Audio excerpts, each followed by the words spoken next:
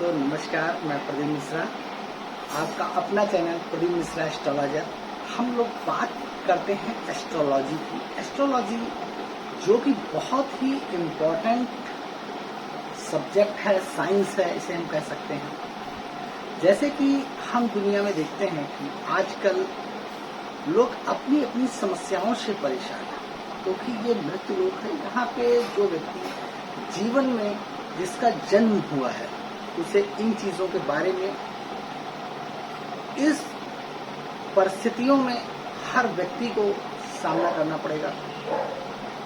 जैसे कि अगर हम बात करें, भगवान श्री राम जब इस धरती पे आए तो वो अपना कुछ न कुछ कार्य लेके आए थे जो उनको अपने जीवन में परिपूर्ण करने थे, और जब उन्होंने अपने कार्य को परिपूर्ण किया तो वो भी जिंदगी में जो उनके भी जीवन में कुछ कष्ट आए।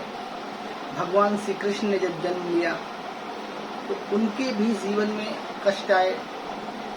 तो जो जीवन हम लोग जीवन जीते हैं, जैसे प्लैनेट्स हम लोग अपनी जिंदगी में जिस दिन हम अपना जन्म लेते हैं, और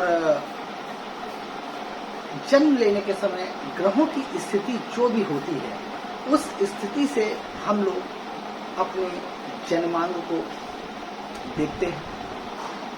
आप ये चीज भी देख रहे होंगे और समझ रहे होंगे कि आप जो जीवन शैली जी रहे हैं, जिन परिस्थितियों में जी रहे हैं, आपने कभी एक चीज सोची है, जिस परिवार में आपने जन्म लिया है उसका भी तो गौर तो कुछ मोटिव होगा कि आपने उस परिवार में ही क्यों जन्म लिया।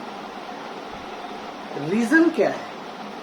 रीजन केवल ये है कि जो हमने अपने पुनर्जन्म में, पहले के जन्म में जो कार्य हमने किए हैं उस चीज को हमें करना है और आगे बढ़ना है, उन कार्यों को करते रहना है। और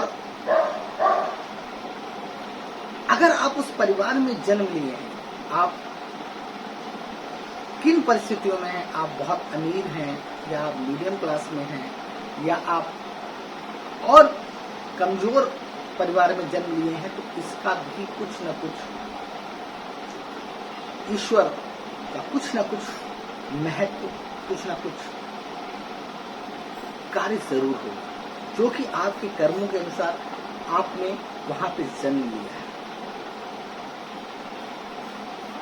क्योंकि जैसे कर्म हम करते हैं उस कर्मों को कहीं न कहीं हमको उन कर्मों का फल भोगना ही भोगना है।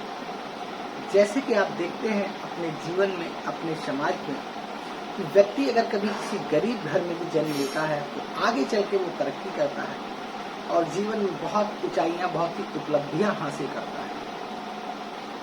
तो उसको उपलब्धि लेने में, उसको उस मुकाम पे पहुंचने के लिए भी कुछ न कुछ जीवन में उसने कुछ न कुछ मेहनत की होगी, कुछ न कुछ संघर्ष किया होगा। इस चीज को देखना और समझना बहुत ही जरूरी है।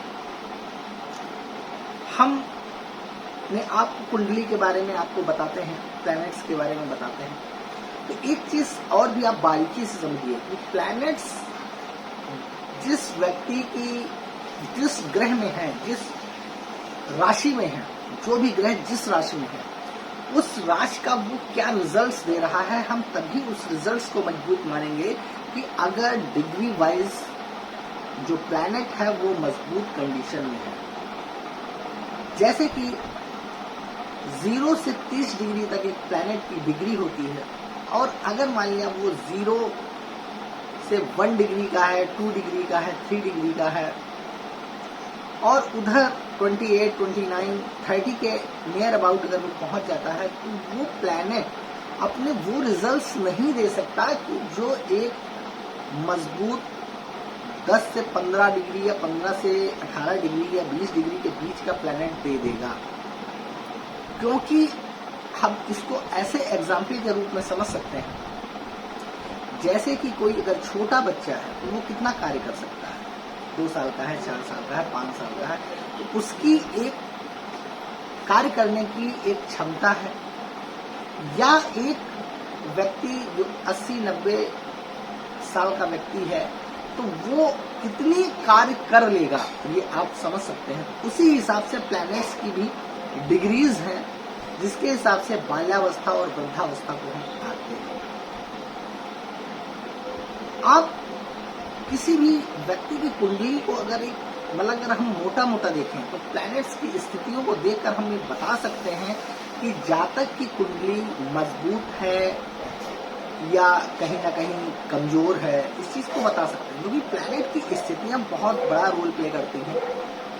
किस डिग्री पे कौन सा प्लैनेट्स बैठे हुए हैं, कौन सी राशि में बैठे हुए हैं, अपनी मित्र राशि में बैठे हैं, अपनी शत्रु राशि में बैठे हुए हैं, अपनी सम राशि में बैठे हुए हैं, या अति शत्रु राशि में बैठे हुए हैं, या अशत्रु राशि में बैठे हुए हैं।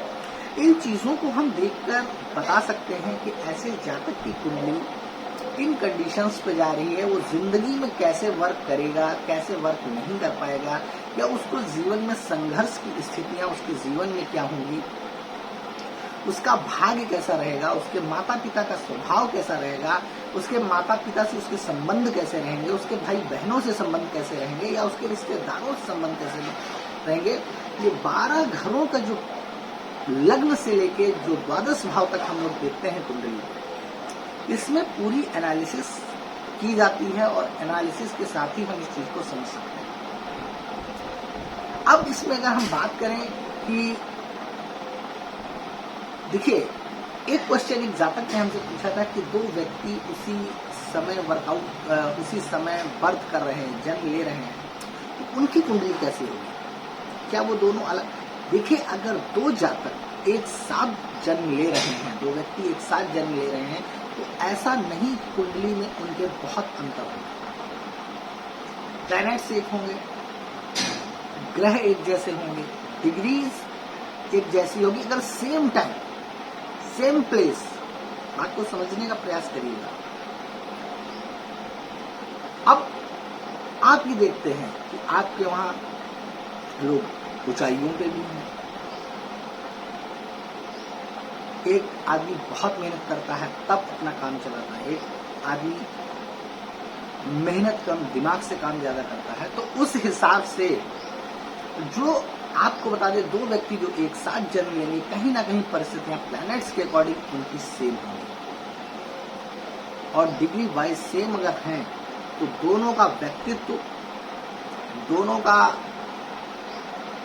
सोचना, दोनों की कार्य करने की शैली, समझने की शैली, बोलने की शैली एक जैसे होगी, और जिंदगी में दोनों ही जातक उपलब्धि हासिल करेंगे, ऐसा हम कह सकते हैं। कुछ जातक अभी हमसे डेट ऑफ बर्थ अपनी दिए थे, तो मैंने उनको कुछ बताने का, उनको व्हाट्सएप पे मैंने उनकी डिटेल्स लिख के भेज दी थी। व्हाट्सएप में सॉरी यूट्यूब पे ही मैंने उनको कमेंट में कुछ चीजें बता दी थी, लेकिन मैंने आपको बता दिया, मैंने आपको कुछ रेमेडीज भी बता दिया। लेकिन देखिए, एक चीज बता दें, रेमेडीज एक अलग चीज हो गई।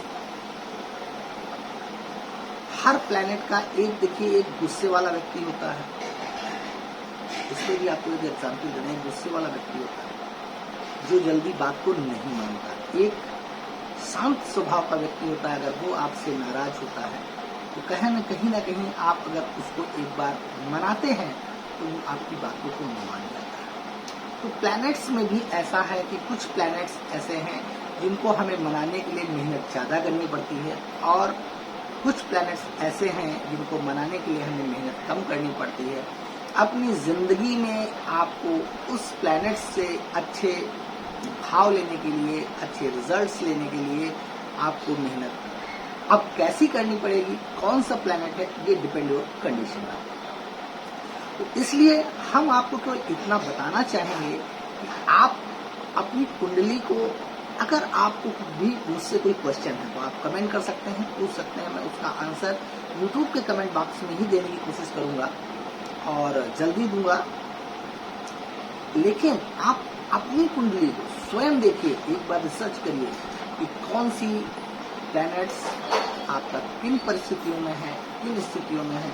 अगर प्लैनेट अच्छा है तो उस पर दृष्टियां कैसी पड़ रही हैं, क्योंकि मैंने सारी दृष्टियों के बारे में बाकायदा बताया हुआ है, चैनल्स पे आप हमारे देख सकते हैं, और आप उसमें हर ग्रह के बारे में बता सकते हैं, देख सकते हैं। और भी मैं चीज़ें, नई नई चीज़ें ढूंढ कर उस पर वीडियो बनाऊंगा और भी आप देखते रहें।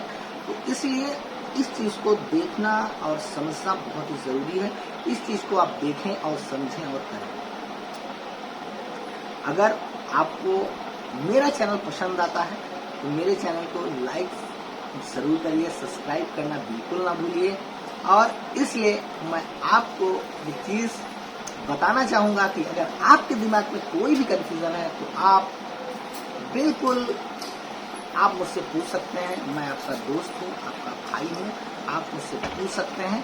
बिल्कुल निधड़क होकर आप पूछ सकते हैं। मैं आपको आंसर देने की ज़रूर पूरी कोशिश करूँगा।